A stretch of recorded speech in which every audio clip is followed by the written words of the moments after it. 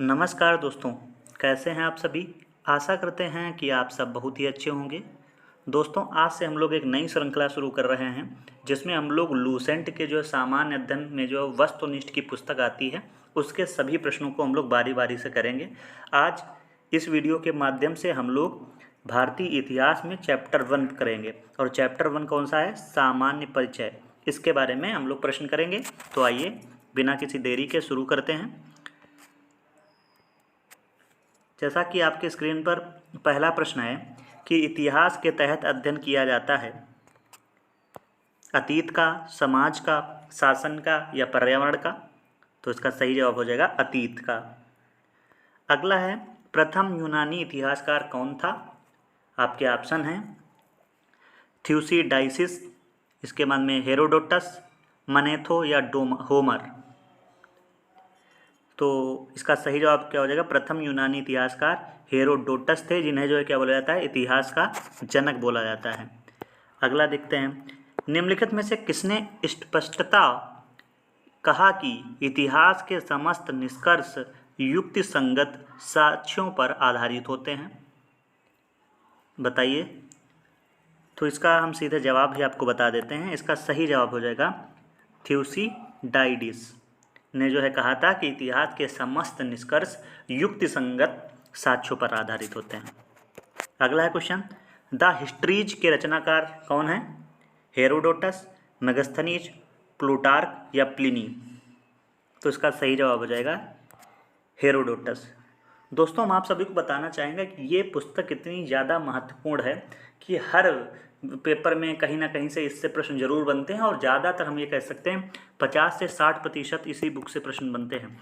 और आप सब बहुत ही अच्छे तरीके से इस जो है श्रृंखला को करिएगा। डेली बाय डेली वीडियो आपको मिलेंगे, तो अच्छे तरीके से प्रश्नों को करना है। जो नहीं पता है उनको नोट करते जाना है। और साथ ही साथ दोस्तों, अगर अभी तक वीडियो को शेयर नहीं किया है तो ज़्यादा से ज़्यादा लोगों के पास शेयर कीजिए, वीडियो को लाइक करिए और साथ ही साथ चैनल को सब्सक्राइब भी कर लीजिएगा। आइए अगला प्रश्न देखते हैं, इतिहास के पिता की पदवी सही अर्थों में निम्न में किससे संबंधित है?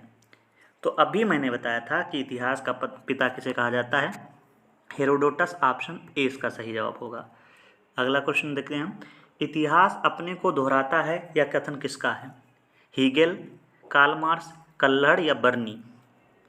तो हीगेल ने कहा था कि इतिहास अपने को दोहराता है, तो ऑप्शन ए इसका सही जवाब है हीगेल।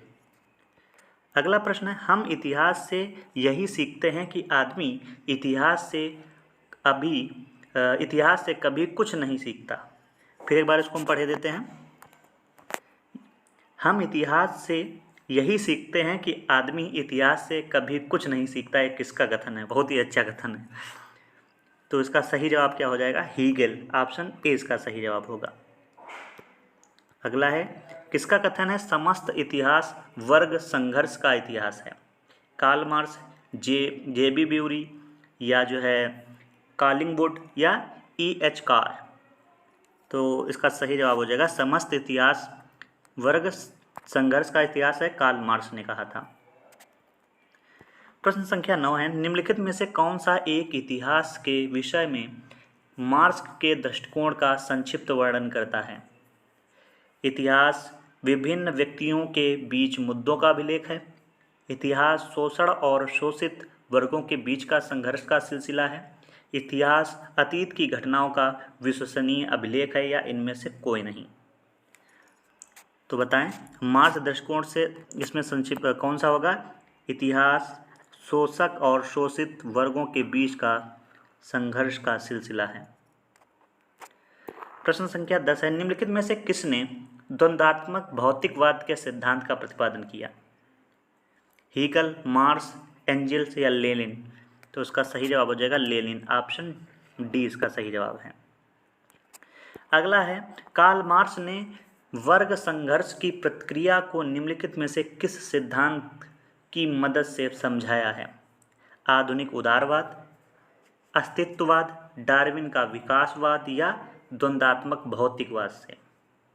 तो इसका सही जवाब क्या हो जाएगा? द्वंद्वात्मक भौतिकवाद से। देख रहे हो दोस्तों किस परीक्षा में आया है? तो यूपीएससी 2011 में आया है प्रश्न। बहुत ही अच्छा प्रश्न है। अगला है, इतिहास विगत की राजनीति है, या कथन किसका है? स्ट्रप्स, कार्लाइल, सीले या ट्रेविलियन? तो इसका सही जवाब क्या हो जाएगा दोस्तों? सीले ने कहा है, तो ऑप्शन सी इसका सही जवाब है। आगे देखते हैं। प्रश्न संख्या 13 है, सूची है, इसको मिलाना है। तो एक तरफ जो है लेखक दिए हैं, एक तरफ लेखक की परिभाषा, और इसके ऑप्शन भी दिए हैं, बताना है। लिखा है ओकशाट संपूर्ण इतिहास विचारों का इतिहास है। ट्रेविलियन इतिहास स्वतः मात्र एक विज्ञान है, इससे कम नहीं, इससे अधिक नहीं। और कलिंगवुड यह सच है कि इतिहास में अतीत वर्तमान के साथ बदलता है। और ब्यूरी इतिहास का महत्व वैज्ञानिक नहीं है। तो बताइए। तो देखो जो ओकशाट थे उन्होंने कहा था, ओकशाट ने कहा था कि यह सच है कि इतिहास में अतीत वर्तमान के साथ बदलता है। तो पहले का तीसरा। इसके बाद ट्रेविलियन ने क्या कहा था? ट्रेविलियन ने कहा था कि इतिहास का महत्व वैज्ञानिक नहीं है। इसी तरीके से कलिंगवुड ने क्या कहा था कि संपूर्ण इतिहास विचारों का इतिहास है। और ब्यूरी ने क्या बोला था? इतिहास स्वतः एक विज्ञान है, इसमें कम नहीं, इससे ज़्यादा नहीं। तो इस तरीके से इसमें पहला ऑप्शन सही हो जाएगा। आगे देखते हैं। अगला है प्रश्न संख्या 14, इसको थोड़ा जूम कर लेते हैं कि किस इतिहास दर्शन शास्त्री ने कहा था समस्त इतिहास समकालीन इतिहास है? बताइए किसने कहा था? तो मैं इसका सीधे जवाब ही बता देता हूँ। किसने कहा था? बेनेडिटो क्रोचे ने कहा था। अगला प्रश्न है कि इतिहास वर्तमान एवं अतीत के बीच अंतरहीन वार्ता है, किसने कहा था? E.H. कार ने, चार्ल्स बर्थ ने, या कार्ल मार्क्स ने, या V.S. स्मिथ ने? तो इसका सही जवाब दोस्तों क्या हो जाएगा? Option A, E.H. कार ने। अगला देखते हैं। अगला प्रश्न है, तिथियों के साथ प्रयुक्त होने वाला BC किसका संक्षिप्ताक्षर है? तो इसका सही जवाब हो जाएगा ऑप्शन ए, बिफोर क्राइस्ट। देखो आपने जो पढ़ा होगा BC और साथ ही साथ AD। तो BC तो अभी आपने जाना क्या होता है, बिफोर क्राइस्ट।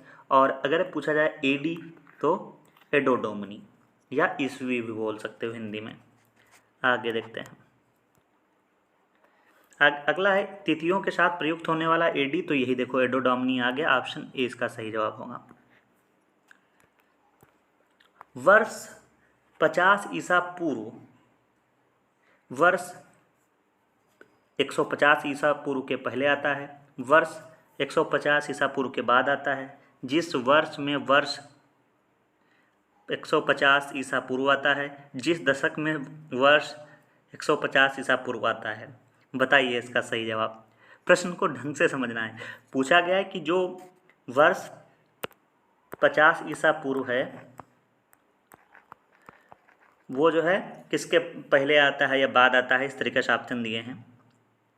तो इसका सही जवाब हो जाएगा जो 50 ईसा पूर्व वो वर्ष 150 ईसा पूर्व के बाद आता है। देखो समझिए, जैसे क्या होता है, इसको हम थोड़ा जूम करके आपको समझा देते हैं खाली पेज पे,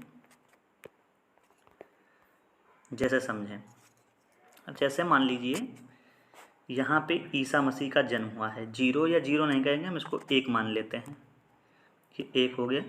इसके बाद में अगर आप यहाँ पे मान लो 2000 चल रहा है 23, और इधर हम भी लिख लेते हैं 2023।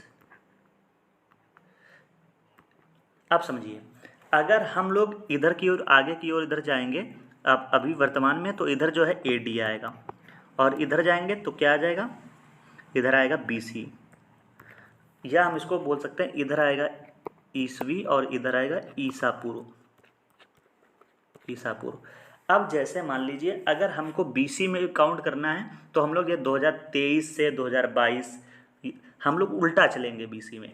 AD में आगे की ओर 2023 से 2024। तो आपको समझना है BC में हम लोग पीछे आते हैं, जैसे 5 से 4, फिर 3, 2 और इधर AD में 1, 2, 3, 4 आगे की ओर जाएंगे। यही है ईसा और ईसा पूर्व। आगे हम लोग देखते हैं, प्रश्न संख्या 19 तक हो गए थे। अगला देखते हैं, सॉरी 18 तक हो गए थे, 19वां देखते हैं।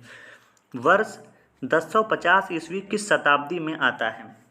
अब देखो, अभी हम सब शताब्दी भी समझ लेते हैं क्या होता है। पहले इसका जवाब जान लेते हैं, 11वीं शताब्दी। शताब्दी का भी सिस्टम समझ लेते हैं क्या होता है। शताब्दी समझते हैं, जैसे मान लीजिए इस समय चल रहा है 2023, तो ये कौन सा है 20, तो इसके एक आगे वाली मतलब 21वीं शताब्दी चल रही है। अगर मान लीजिए 1923 होता तो 19 के आगे क्या होता है 20, तो हम कहते हैं 20वीं शताब्दी चल रही है। इसी तरीके से मान लो अभी चल रहा होता, मान लो कभी वर्ष आएगा 2000 या 2000 मान लो हटा लो, हम ये कह देते हैं कभी आएगा 2530, ये सन मान लीजिए, तो हम यहाँ पे क्या बताएंगे कौन सी जो है शताब्दी चल रही है, तो 25 है तो मतलब 26वीं शताब्दी चल रही है।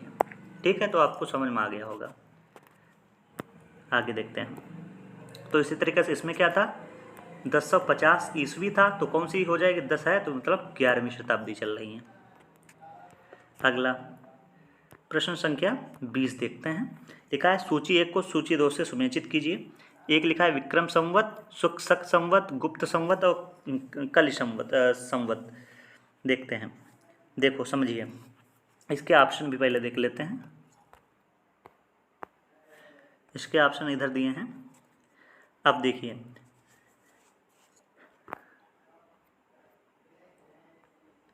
जो विक्रम संवत है, एक मिनट हम इसको क्या कर लेते हैं, यहाँ से समझते हैं पहले।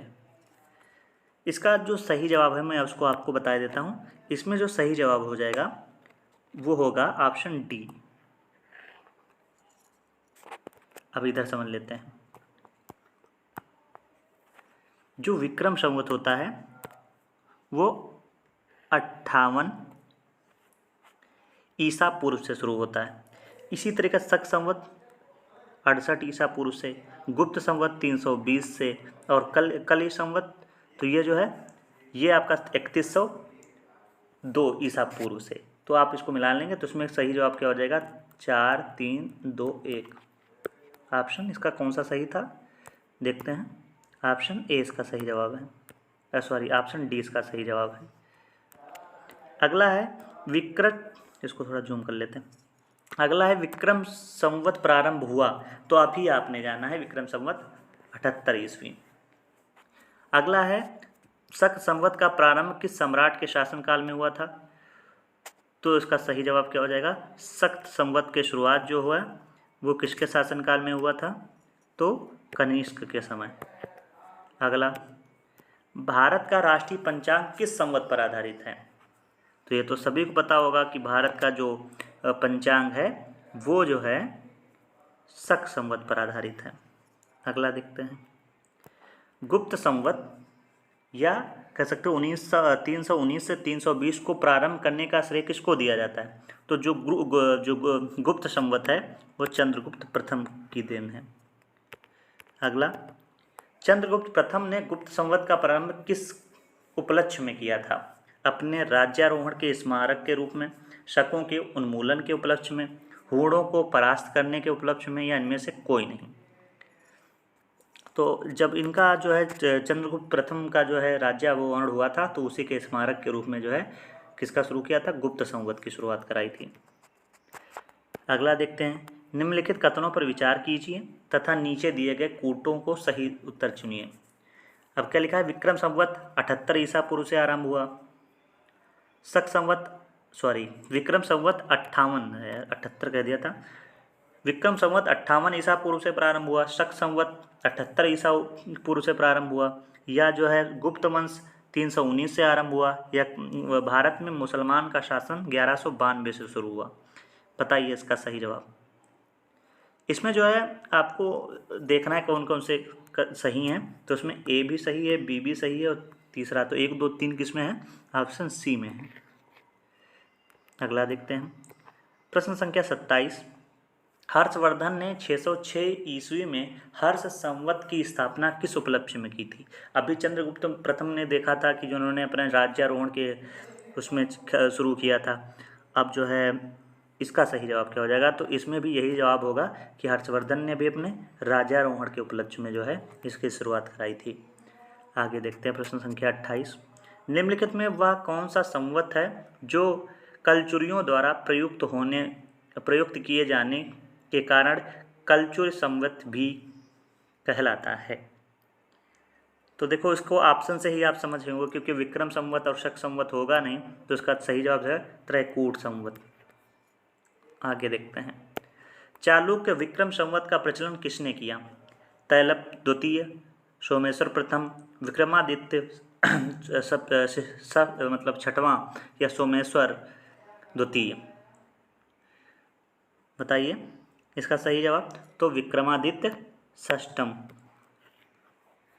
अगला देखते हैं, निम्नलिखित में से किसे एक नए संवत चलाने का यश प्राप्त हुआ? धर्मपाल, देवपाल, विजयसेन या लक्ष्मण सेन? बताइए इसका सही जवाब। तो लक्ष्मण सेन को चलाने का सौभाग्य प्राप्त हुआ था, तो ऑप्शन डी इसका सही जवाब है।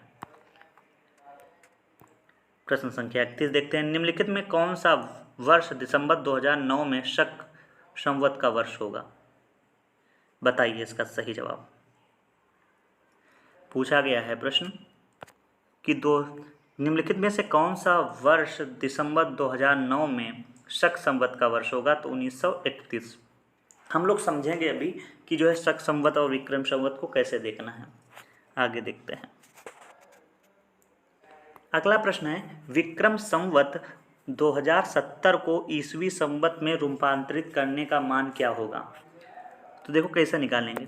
तो 2070 दिया है, उसमें से आपको क्या करना है, 57 वर्ष आपको घटा देना है। 57 वर्ष घटाएंगे तो कितना आ जाएगा? 2013। तो हम क्या करेंगे, जब भी कभी भी जो है क्या करना है, अगर विक्रम संवत में दिया है और उसको किस में बदलना है, ईसवी संवत में बदलना है, तो हम क्या करेंगे, 57 घटा देंगे। और यही अगर ईसवी संवत में दिया है और विक्रम संवत में करना है तो 57 उसमें से जोड़ देंगे। ये आपको करना है। आगे देखते हैं, अगला प्रश्न, विक्रम संवत एवं शक संवत के बीच में कितने वर्ष का अंतर होता है? बहुत ही अच्छा प्रश्न है, बताइए इसका सही जवाब। तो इसका सही जवाब हो जाएगा 135 वर्ष, ऑप्शन सी। कैसे होगा आओ उसको भी देखते हैं।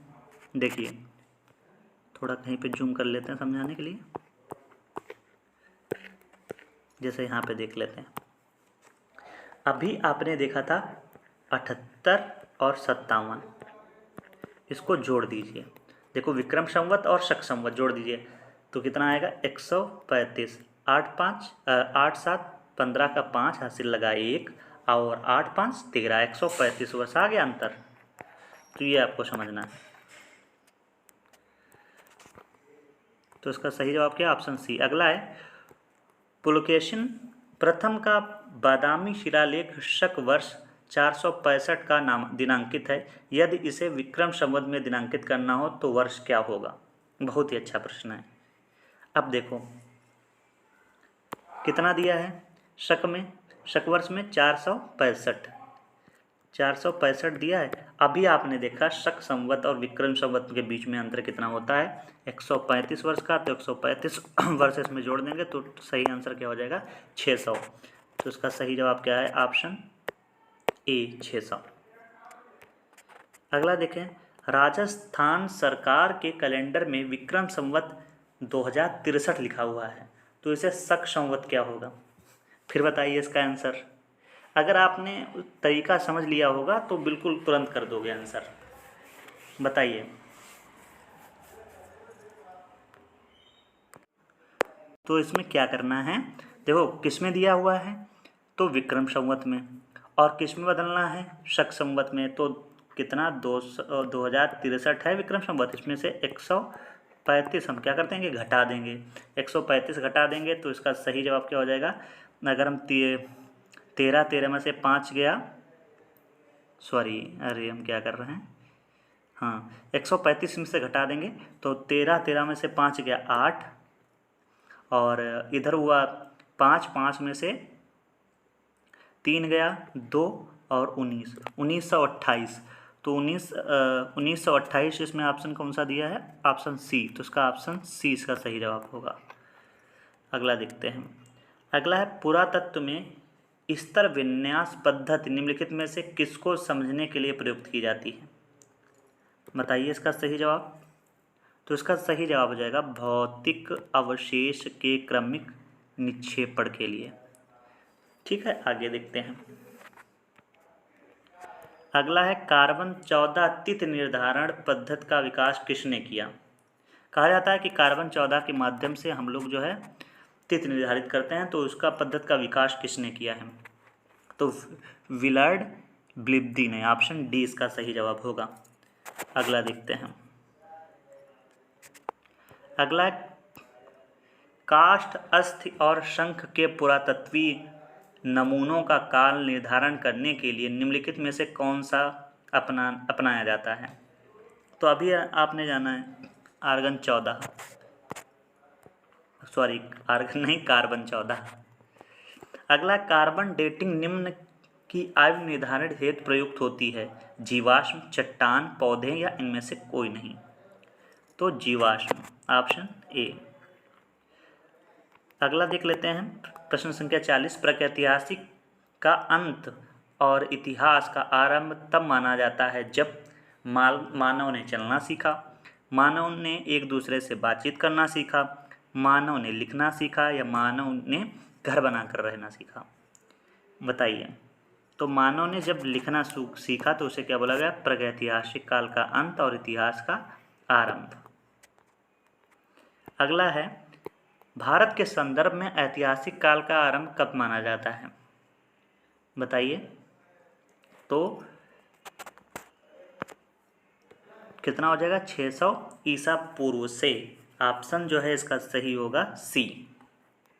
अगला है सिंधु सभ्यता को आद्य ऐतिहासिक सभ्यता कहा जाता है क्योंकि इसमें प्रमाण मिला है किसका? लेखन का, कला का, तांबा का या मिट्टी के बर्तन बनाने का? तो लेखन का मिला है, इसलिए आद्य ऐतिहासिक काल बोला जाता है। Option A. अब 2-3 ही प्रश्न बचे हैं दोस्तों, तो ज़्यादा जो है झटपटाइए नहीं कि कब खत्म होगा, क्योंकि पढ़ना किसी को नहीं अच्छा लगता है, लेकिन हमें पढ़ना है। शक संवत पर आधारित राष्ट्रीय पंचांग का एक चैत्र ग्रेगोरियन कैलेंडर की निम्नलिखित तिथियों में से किस एक के तदनुरूप है? 22 मार्च, 31 मार्च, 15 मई, 21 अप्रैल? बताइए इसका सही जवाब बताएं। ऑप्शन ए इसका सही जवाब हो जाएगा। कौन सा? 22 मार्च। अगला देखते हैं। किसने इतिहास को प्राचीन, मध्यकालीन और आधुनिक तीनों भाग में बांटने का रिवाज चलाया? हेरोडोटस, प्लिनी, सिसरो या सेलेरियम? तो इसका सही जवाब हो जाएगा ऑप्शन डी, सेलेरियम। और आज का अंतिम प्रश्न जो आप सुनना चाहते थे वही है कि निम्नलिखित में से किसने गुप्त संवत के प्रारंभ के निर्धारण के संबंध में महत्वपूर्ण सूचना दी है? फाहियान, ह्वेनसांग, अल मसूदी या अल बरूनी? तो इसका सही जवाब हो जाएगा अल बरूनी। हो सकता है आज कुछ प्रश्न आपको ना पता हो, कुछ आप नए पढ़े हों, कोई दिक्कत नहीं, आप इसको नोट कर लीजिएगा। साथ ही साथ ये प्रश्न सामान्य से थे, तो यहाँ पे देखो शक संवत से भी दिया है, विक्रम संवत से भी दिया गया है, गुप्त वंश से भी प्रश्न दिए गए हैं। इसी तरीके से अलग अलग स्थानों से प्रश्न दिए गए हैं, तो घबराना नहीं है। इनको हम लोग धीरे धीरे आगे जब जैसे बढ़ते जाएंगे वहाँ पे प्रश्न आते जाएंगे श्रृंखला से, तो फिर कोई दिक्कत नहीं होगी। तो दोस्तों इस वीडियो में बस इतना ही रखते हैं। अगला वीडियो जल्द ही आएगा। हम लोग फिर धीरे धीरे पाषाण काल की तरफ बढ़ेंगे और फिर हम लोग आगे देखेंगे। तो वीडियो के लास्ट तक जुड़े रहे, उसके लिए आपका बहुत धन्यवाद।